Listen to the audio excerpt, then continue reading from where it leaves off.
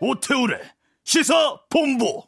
네, 한 주간의 정치권 소식 정리해보고 예측해보는 정두원의 시사점 시간입니다. 정두원 전 의원 연결되어 있습니다. 안녕하십니까? 네, 안녕하세요. 예, 자유한국당 전당대회 TV토론회 합동연설이 계속 이어지고 있습니다. 네. 잘 챙겨보세요? 아니면 보기 힘드세요? 어떠세요, 지금? 대강 봅니다. 대강 보고 계세요. 네. 여러 가지 논란들이 여길 통해서 지금 나오고 있는데 대통령 탄핵에 대해서 이제 여러 가지 이야기가 오갔고 또 황교안 전 총리 최순실의 태블릿 PC가 조작됐을 가능성이 있다 이런 얘기를 했는데 이 판단 어떻게 보십니까? 그러니까 지금 뭐 언제쯤 얘기들을 하고 앉았는지 미래를 얘기해도 시원찮은데 네. 참 너무 퇴행적으로 전당대회가 가는 것 같아서 참 절망적입니다. 네. 이래가지고 자유한국당 뭐 집권하겠어요. 집권은커녕 뭐 총선에서도 뭐 필패할 것 같은데요. 총선에서도 이대로 가면 필패할 수밖에 없다. 예. 그러니까 국민 정서에 반하는 발언들이 이런 자리에서 계속 나오고 있는데 뭐 다들 그 후보들도 알고 있지 않겠습니까? 그럼에도 불구하고 박 전 대통령의 탄핵과 관련된 여러 가지 이슈들이 나오고 있는 이유는 뭐라고 보세요?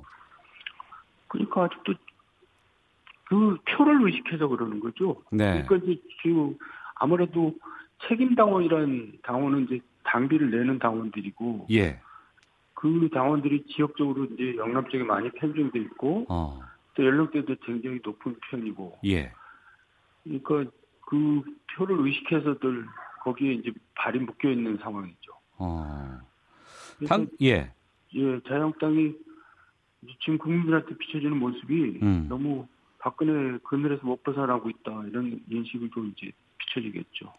당원 외에 일반 국민에게는 좀 그런 부분들이 오히려 마이너스의 효과가 있겠군요. 아니, 그럼요. 예. 이런 가운데 그 황교안, 김진태 후보 외에 오세훈 후보가 좀 개혁적인 보수를 자처하면서 연일 공세를 펼치고 있는데 이 전략은 어떻게 보십니까? 이 전략보다도 어쨌든 뭐 이미 대세는 기울어진 것 같은데요. 예. 오세훈 후보는 이럴 때는 네. 이제 승패에 연연하지 말고 이 당이 나갈 길에 대해서 그냥 자기 소신 있는 목소리를 내는 게 더 중요하죠. 그래야지 후위를 기약할 수가 있죠. 이런 면에서는 빨리 당 이제 좀 입장을 바꿨으면 좋겠어요. 왜냐하면 지금 자유한국당 뭐 대세가 그러니까 뭐 다들 줄을 다 그쪽으로 서버린 것 같아요. 네. 하지만 당대표가 결정이 되고 나면 그 지금 현재 이런 활동들이 별 의미가 없을 수도 있잖아요. 당대표가 이제 어떻게 하냐에 뭐 따라서 뭐 달라지겠지만요. 예. 물론 이제 뭐 굉장히 지금까지와 다른 모습을 보이려고 할 겁니다. 근데 황교안이란 전 총리 그러니까 탄핵 총리라는 그 이미지가 이제 굉장히 국민들한테 아직도 깊게 남아 있는데 네. 그걸 벗어나기가 쉽지는 않을 것 같고요. 또 본인도 저걸 때 정치적으로 이제 아직도 미주시이기 때문에 어떨지 모르지만은 저는 총선 전쯤에는 대표 체제가 저는 무너질 거라고 보는데요. 오래가지 못할 거라고 봅니다. 총선 전에도 물론 무너질 수 있다. 예. 그래서 오히려 오세훈 후보가 더 좀 개혁적인 모습들을. 그렇다고 오세훈 후보가 대안으로 되는 건 아니고. 그러니까 그 이후에라도 후위를 도모하기 위해서라도. 그렇죠. 그런 방향으로 가야 된다. 알겠습니다. 지금 그 합동연설회장에서 태극기 부대 존재감이 상당하던데요. 이게 실제로 표로는 얼마나 반영된다고 보십니까?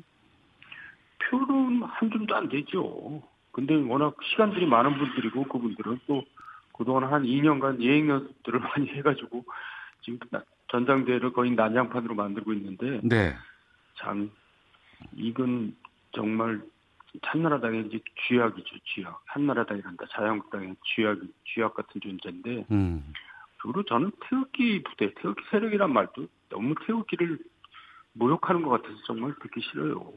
태극기를 진짜 존중한다면 그런 식으로 행동하면 안 되죠. 네. 한 줌도 되지 않을 거라고 말씀하셨습니다만 그렇게 과잉 대표되는 부분을 왜 의원들이나 후보들이 그렇게 침묵으로 일관하는지에 대한 궁금증도 있거든요. 아니, 뭐 공천 의식한다, 뭐 또 대표가 되면은 아무래도 또 뭐 한 자리 또 의식할라, 뭐 이런 거에 빠져 있어가지고. 근데 지금까지도 보면은 자유한국당에서는 뭐 목소리 내는 사람이 없어요. 예.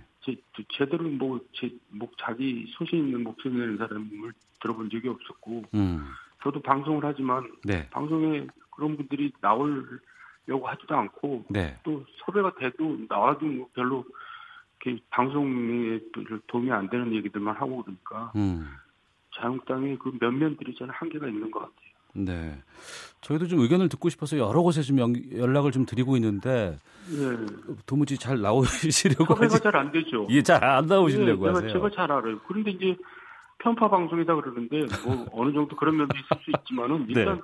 편파적으로 안 나와요. 자유한국당 의원들은. 아, 예. 국민들이 그걸 좀 알아야 될 것 같아요. 섭외는 저희가 절대로 편파적으로 하지도 않고 방송도 좀 안 하려고 하고 있는데 예. 그런 가운데 오랜만에 그 이완구 전 총리가 한마디를 했습니다. 뭐 여러 가지 사건에 연루돼서 무죄 판결 받은 지 1년 만에 이제 이런 발언을 했는데 쓴소리도 하고 이 배경은 어떻게 보세요? 아니 이제 말은 즉선 맞는 말씀을 하셨는데 네. 이완구 총리는 또 과연 자유로운가? 박근혜 시절에 총리를 또 지낸 분 아니에요. 아 그러네요. 그것도 오래 하지도 않았고. 예. 저는 뭐 거기에 대해서 그렇게 임팩트가 있을 수 없다고 생각합니다. 네. 이 전 총리의 등판으로 충청의 불씨가 좀 살아난다 이런 전망은 또 어떻게 보실까요? 그러면 글쎄요, 저도 그럴 것 같지 않은데 잘 모르겠습니다. 예, 알겠습니다. 그분이 들으면 기분 나쁘시겠죠. 예, 정두원의 시사점 함께하고 있는데요. 5.18 폄훼 논란에 대해서 말을 아껴왔던 문재인 대통령이 이번 사태에 대해서 민주주의 훼손이자 나라의 근간을 흔드는 일이라고 비판을 했습니다. 직접 망언을 언급하고 비판한 배경 어디에 있다고 보시는지요?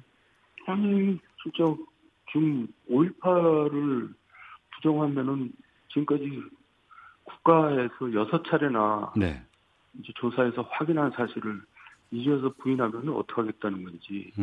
그리고 그거는 뭐 의견도 아니고 가짜 뉴스죠. 네네. 가짜 뉴스에 현혹돼 가지고 지금 그런데 그 밑바탕에 또 지역 감정이 또 깔려 있고요. 예. 그래서 참 나라가 걱정입니다. 근데 대통령이 거기에 대해서 한마디 한 거는 저는 맞는 얘기를 했다고 생각하고요. 예.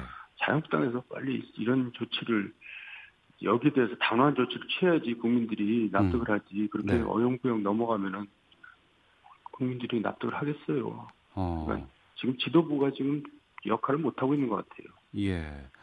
이런 가운데 한국당 일부 쪽에서는 그 5.18 원로들과의 오찬이 있었지 않습니까? 그 대통령과. 여기에 대해서 뭐 취지는 공감하지만 시기에 의문이 든다. 왜 지금이어야 했느냐 이런 이야기 또 나오고 있거든요. 그러니까요. 지금 하여간 뭐 갈팡질팡이에요. 제가 봐도. 네. 그러니까 자기가 다른 얘기보다도 5.18 문제는 자유한국당 지도부가 단호하게 자르고 넘어가야 되는데 그걸 질질 끌고 또 전당대 이후로 밀어가지고 지금까지 사태를 더 악화시켰다는 데 있어서 책임을 져야 된다고 생각합니다. 네. 이런 가운데 어떻게 5.18의 뭐 이제 유공자 숫자라든가 국가 지원 등에 대한 여러 가지 뉴스들이 SNS 등을 통해서 빠르게 전파되고 있습니다. 이 양상은 어떻게 보세요? 그러니까 그거를 다 정부가 뭐 엉터리로 일을 했다는 얘기인지. 네. 그리고 그거는 이제 공개 여부는 재판으로 이제 그게 공개 못하도록 돼 있고 또 5.18만 못하는 게 아니라 다른 고엽죄라든가 또 다른 유공자들도 마찬가지로 공개 못하도록 돼 있거든요. 예. 그러니까 그걸 억지 부리는 거죠. 재판으로 결론이 난 사항이고 법적으로 그렇게 돼 있는데 그걸 어떻게 하라는 얘기인지. 네. 법을 고치라고 해야 되는데 저는 뭐 그런 식으로 국회를 통해서 이제 법 추진을 하는 거는 뭐 가능하다고 보는데 지금 현재 상태에서 불가능한 일을 해내라고 하는 거는 좀 억지 부리는 것 같아서 답답한데요. 예. 지난주에 그 국회 차원에서의 제명 조치, 그러니까 한국당 외에도 전체 국회 차원에서의 제명 조치에 대해서 가능한 숫자가 유의미한 숫자가 나올 수 있다라고 전망을 해주셨어요. 예. 현재 국회 윤리위 차원의 징계안은 지금 합의되지 않고 있는 상황이고 오는 28일쯤에 재논의할 예정이라고 하는데 이 부분에 대해서는 어떤 절차로 어떻게 합의가 돼야 된다고 보십니까? 일단 이제 그 이종명 의원 제명 문제는 일단 의원총회를 열어서 자유한국당 내부에서 결정을 해야 되는데 의원총회 통과하기는 어려울 겁니다. 왜냐하면 3분의 2, 제적위원 3분의 2 돼야 되는데 그 제가 볼 때는 오히려 그게 어렵고 예. 국회 윤리에서 만약에 합의를 해서 그게 뭐 이제 안건으로 올라간다면은 그거는 오히려 통과하기가 더 쉽죠. 네. 제주경 과반수니까. 윤리 자체가 좀 이렇게 시간이 지연될 수도 있지 않을까라는 우려도 많이 나오거든요. 글쎄 이제 그 문제가 걸려 있는데 네. 어쨌든 이 문제를 질질 끄는 거는 자유한국당한테 이롭지 않아요. 빨리 자르고 가야죠. 스스로. 알겠습니다. 예. 4969님이 정두원 전 의원님 직설 속에 통찰력이 살아있네요라는 의견 주셨습니다. 아유, 과분합니다. 예, 전화고 마치도록 하겠습니다. 고맙습니다. 네, 감사합니다. 예, 정두원의 시사점 함께 했습니다.